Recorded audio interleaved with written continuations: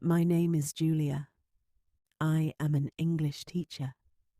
I love being a teacher. I love helping students learn. But lately, something has been bothering me. My students cannot speak English. They can read in English. They can write in English. But when they try to speak, they freeze. They look afraid. They say, "I don't know how." This happens every day. One student tries to answer a question in English, but he gets nervous. He quickly switches to Spanish. Another student understands what I ask, but she cannot answer. She just shrugs. I feel sad and frustrated. They study hard. They know many grammar rules. They can write long essays. But they do not speak. And that is the problem. One day, I sit in the teacher's lounge during my break. I have a hot cup of coffee in my hand. I feel tired. I look around. My co-worker, Mr. Benton, sits next to me. He looks just as tired as I feel. "What's wrong?" I ask him. He sighs and rubs his forehead. "My students don't talk," he says. "They memorize words and grammar rules, but they never speak." I nod. "Same in my class," I say. I take a deep breath. Then I say, "We need to change how we teach." Mr. Benton laughs a little. "Change?" he says. "The school director will never let us do that." I bite my lip. He is probably right. Our school has many strict rules. The students must use a textbook with long vocabulary lists. They must complete grammar worksheets. There is no time to speak or practice real-life situations. That night, I cannot sleep. I lie in bed with my eyes open. My mind is full of thoughts and questions. Why do students learn grammar but not conversation? Why do they know so many words but cannot order food in a restaurant or ask for directions? I sit up in bed and whisper to myself, I have to try something new. The next morning, I walk into my classroom with a plan. I feel nervous, but I am also excited. I look at my students and smile. Today, I say, we are not using the book. The students look surprised. A girl named Maria raises her hand. "No book?" she asks. I shake my head. "No book today. Today, we are going to speak." I write some words on the board. At the airport. The students look at each other. They look confused. One boy, Daniel, raises his hand. "What do we do?" he asks. I smile. "Imagine you are at an airport," I say. "You need to check in. You need to ask for your ticket. You need to find your gate. Let's practice." Daniel looks worried. "But teacher, we don't know the words," he says. I nod. "That's okay.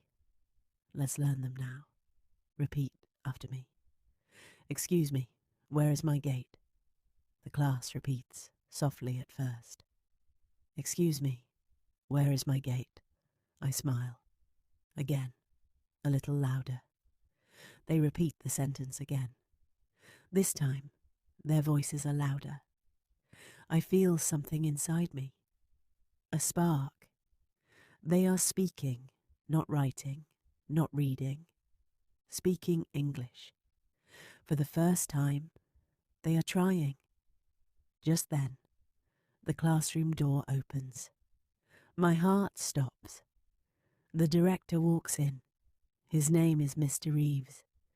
He looks serious. He crosses his arms and stares at me. "What are you doing, Julia?" he asks. I try to stay calm. "I'm teaching English," I say. He shakes his head. "This is not in the book." The room is silent. The students look at me. They are waiting. My hands feel cold. I take a deep breath. "Today," I say, "we are practicing conversation." Mr. Reeves raises one eyebrow. He looks at the board. He reads the words, "at the airport." He frowns. "This is not in the curriculum," he says. I feel nervous. My stomach twists. But I speak again. "The students need to speak English," I say. "They memorize words, but they cannot talk. They need to practice real situations." Mr. Reeves shakes his head. "This school has rules. Follow the book. Do the exercises." Then I hear a small voice from the back. "But we like this, teacher." It is Maria. She never speaks in class. But now she's looking at the director with big, honest eyes. Mr. Reeves sighs. "Julia, come to my office after class," he says. Then he turns and walks out. The door closes. The room is quiet. One student asks, "Teacher, are you in trouble?" I smile, even though I feel afraid. "Number, don't worry," I say. "Let's keep going." We continue the lesson. "Excuse me, where is my gate?" "Your flight is at gate 12A. Their voices are stronger now. I feel hope. Maybe something is changing. The bell rings. Class is over. I take a deep breath and walk to the director's office. Mr. Reeves is sitting at his desk. He points to a chair. "Sit." I sit. My hands are shaking. He looks at me with a serious face. "Julia, I understand you care about your students," he says. "But this school has a program. We use books. We follow the rules." I nod, but inside I want to shout. The books do not help them speak. He continues, "It's not your decision. You must teach the way we tell you."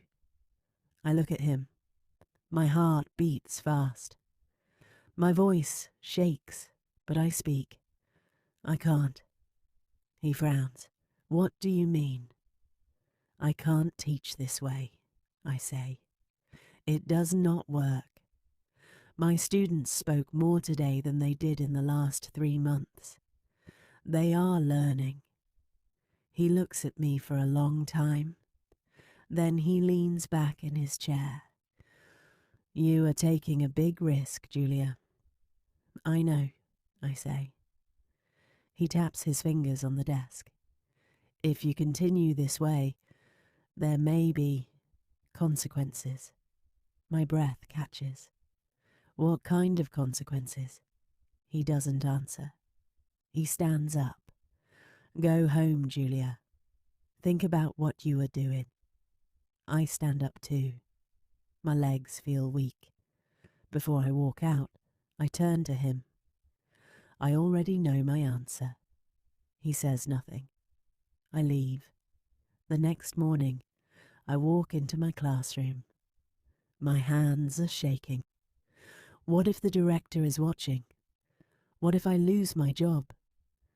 But then I see my students. They are already sitting. They are smiling.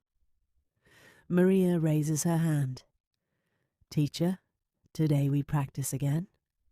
I look at the door. It is closed. No one is there. I nod. "Yes, today we practice again." I write on the board. "At the hotel." The students whisper. They are excited. I turn to Daniel. "You are a tourist. You arrive at a hotel. You need a room. Daniel stands up slowly. Hello, I need a room. I smile. Good. Now let's use shadowing. Listen to me and repeat. I say slowly, hello, I need a room. Daniel listens carefully. Then he repeats, hello, I need a room. His voice is stronger. Great, again. This time, say it with confidence. Daniel stands tall. Hello, I need a room. The class claps. Daniel smiles. I smile too. They are speaking. They are learning. I give them a short audio clip. It is a hotel check-in conversation. I play the audio. They listen with focus. I pause the clip. What did the receptionist say? Maria raises her hand. She said, do you have a reservation? Yes, I say. Chapter 2. Now let's practice reading out loud, I say with a smile. I hand out small papers with a short conversation written on them. 2 students, Ben and Lily, stand up. They look nervous. Their hands shake a little as they hold the papers. They begin to read the lines. At first, their voices are soft and shaky. But with each sentence, their voices grow stronger. Their confidence begins to grow. After they finish, I clap my hands. Good job. The rest of the class claps too. I can feel the energy in the room changing. Something is happening. Now, I say, let's do something new. I walk to the door and point to it. From now on, only English. Imagine you are in a hotel. No Spanish. The students look at each other. Some of them seem confused. Some look nervous. But then I see Emily smile. She's usually quiet, but now she seems ready. Okay, teacher, Emily says. She turns to David, the boy sitting next to her. Hello, she says with a big smile. Do you have a reservation? David looks unsure. He glances at me. I nod at him. He takes a deep breath. Yes, for 3 nights. The whole class claps loudly. I feel my chest fill with pride. They are really speaking English, not reading, not writing, speaking. But then the door opens again. I freeze. My smile fades for a second. Is it the director? No, it's not. It's my colleague, Mr. Harris. He stands at the door, looking around with a frown on his face. Julia, what are you doing? He asks. I swallow. I'm teaching English. He steps into the room.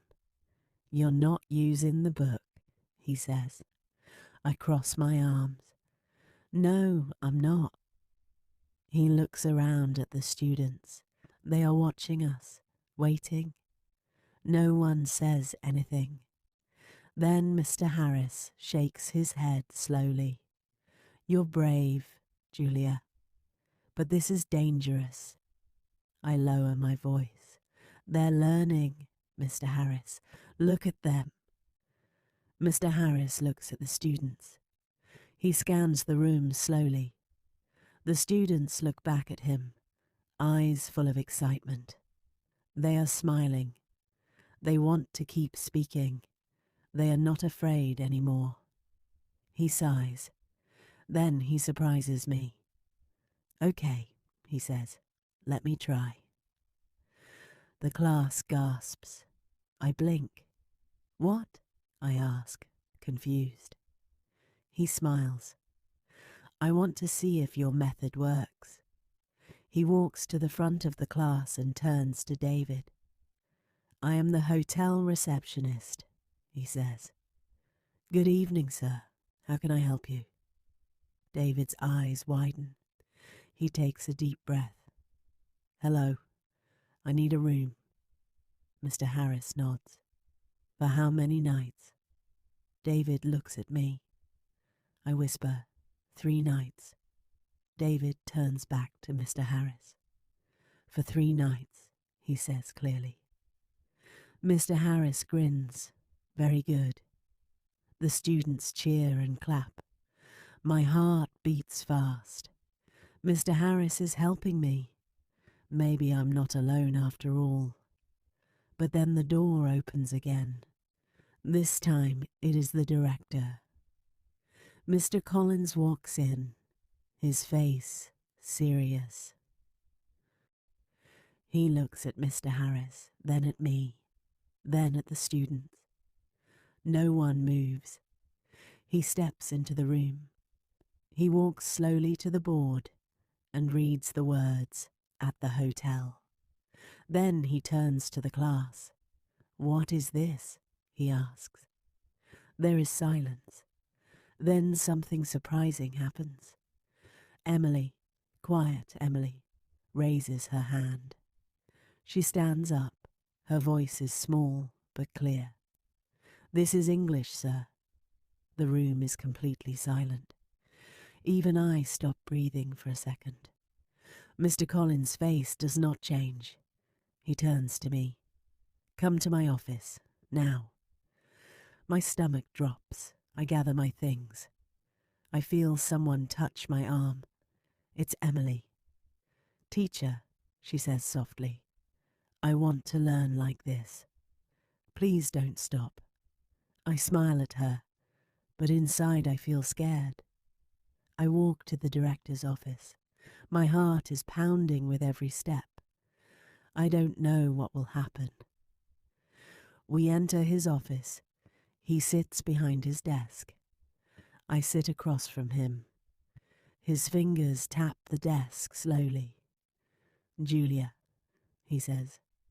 His voice is calm, but I feel tension in the room. "I told you to follow the book." I take a deep breath. "Sir, the book is not enough. The students need to speak. They need to use real English, real situations." He leans back in his chair. "And you think your way is better?" I hesitate. Then I nod. "Yes." He sighs. "Do you know how many teachers have tried to change the system? Do you know what happened to them?" I shake my head. "They're no longer here," he says. A cold feeling runs through my body. Is he saying I could lose my job? Before I can answer, there is a knock at the door. Mr. Collins frowns. "Come in." The door opens. To my surprise, Mr. Harris walks in. He looks serious. "Sir," he says, "I need to say something." Mr. Collins raises an eyebrow. "Mr. Harris, this is a private meeting." Mr. Harris nods. "Yes, I know. But I was in Julia's class today. I saw something important." He glances at me, then looks back at the director. The students were speaking English. Mr. Collins stays quiet. "Not just reading," Mr. Harris continues. "Not just memorizing. They were speaking. They were confident. They were learning in a way I've never seen before." Mr. Collins looks from him to me. "So now you're part of this too?" Mr. Harris nods. "Yes." No one says anything. The silence is heavy. Then Mr. Collins stands up. He walks to the window and puts his hands behind his back. "This school has followed the same method for many years," he says. "We have rules for a reason." He turns around and looks at both of us. But I cannot ignore results. My breath catches. What do you mean? He walks back to his desk. I will observe one more class, he says. If I see real progress, I will think about it. He narrows his eyes. But if I don't, you go back to the book. My hands tremble. This is it, my chance, but also a test. The next morning, I stand in front of my class. My hands are cold. My heart is racing. Today is the day. The director is standing in the back of the room, arms crossed. Mr. Harris is beside him. The students know this day is important. I force a smile. Good morning, class. Good morning, teacher, they say, louder than usual. I write on the board, at the restaurant. The students whisper. They are excited. I turn to them. Today you are in a restaurant. You will order food. You will ask for the check. You will speak English. David raises his hand. Teacher, what if we make mistakes? I smile. Mistakes are good. Mistakes help us learn. I set up the activity. Emily is the waitress. David is the customer. The rest of the class watches. Emily says, "Hello, welcome. Can I take your order?" David hesitates. He looks nervous. I hold my breath. Come on, David, I think. You can do this. He swallows. Yes, I want a hamburger and orange juice. The class claps. I hear a small laugh. I turn my head. Mr. Collins is smiling. Then something amazing happens. Mr. Collins steps forward. I freeze. What is he doing? He pulls out a chair and sits down. He clears his throat. Excuse me, waitress, he says, looking at Emily. Can I see the menu? The room is completely still.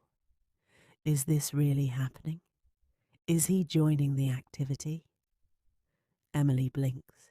She looks at me. I nod. She takes a deep breath. Yes, sir. Here is the menu. Mr. Collins pretends to look at it. What do you recommend? Emily thinks. She looks at the board for help. Then she smiles. The pizza is very good. The students gasp. Emily is speaking English to the director. Mr. Collins nods. Okay, I will have the pizza and a soda. Emily writes on a small notepad. 1 pizza, 1 soda. Anything else? He shakes his head. That's all. Thank you. The students begin whispering. They are excited. Some of them smile. Others look shocked. I hold my breath. What is happening? Then Mr. Collins stands up. He looks at me. My heart feels like it will stop. Julia, he says, come to my office. I nod. I can't tell if this is good or bad. I walk out of the classroom. I feel every student's eyes on me. Mr. Harris gives me a small nod. I follow Mr. Collins down the hall. My mind is spinning. Chapter 3. We walk into his office. Mr. Collins closes the door behind us. Then he turns to me, and to my surprise, he smiles. Julia, he says, we need to talk. Talk? About what? My hands are shaking. I feel nervous. Is this the end? Is he going to fire me? He sits down behind his desk and looks straight at me. Do you know how long I've worked at this school? He asks. I shake my head. No, sir. 25 years, he says with a sigh.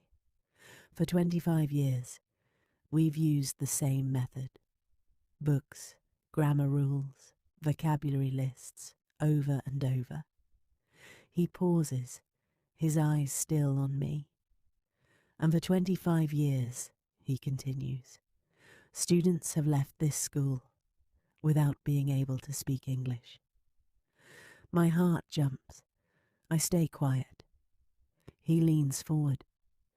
But today, he says, I saw something different. I hold my breath. I saw students talking. I saw confidence. I saw learning. I blink. Did I really hear that? You convinced me, he says. I did, I whisper. He nods. Yes, your method worked. The students were engaged. They were thinking. They were using real English, not just memorizing it. Relief rushes through me. My chest feels lighter. I want to smile and cry at the same time. But then his face turns serious again. But, he says, raising his finger, this doesn't mean you can do anything you want. There still needs to be structure. There still needs to be a plan. I nod quickly. Yes, sir, of course. I'll prepare everything. Activities, vocabulary, grammar. I'll make sure they learn what they need. He watches me for a moment, then gives a slow nod. All right, you have my permission to continue. I finally let out the breath I've been holding. Thank you, sir. Thank you so much. He waves a hand. Don't thank me yet. This is an experiment. If the students continue to improve, then we'll talk about changing the method for all classes. But if not, we go back to the book. I nod again. They will improve. I promise. He studies me for another second, then says, Go back to class, Julia. Do your job. I leave the office, my heart beating fast. But now it's from excitement, not fear. In the hallway, I see Mr. Harris waiting. He raises an eyebrow. Well? He asks. I grin. We did it. He lets out a breath. Seriously. Seriously, I say. He shakes his head, smiling. I can't believe it. I push open the classroom door. The students jump up from their seats. Teacher, what happened? They ask all at once. I laugh. We won, they cheer. Emily claps her hands. David pumps his fist in the air. I walk to the board and write 2 big words, let's talk. Then I turn back to them. All right, class, today we go to the airport. They laugh. They're excited. They're ready. And for the first time, I know they are truly learning English. After class, I sit at my desk and take a deep breath. Today was a victory, but it wasn't just my win. It was theirs. I think about Emily. She used to be shy, but today she took the director's order like a real waitress. In English. I think about David. He once told me, I don't know how to speak. But now he speaks with courage. I think about Mr. Harris, who didn't believe in me at first, but now he's my biggest supporter. And then I think about myself. I was scared. I almost gave up. I almost followed rules I didn't believe in. But I learned something. Real learning doesn't come from fear. It doesn't come from strict rules. It comes from trying, from making mistakes, from speaking, even when it's hard. Teaching isn't just about books. It's about opening doors. I stand up and look at the empty classroom. Today, I opened a door. And now, my students are ready to walk through it.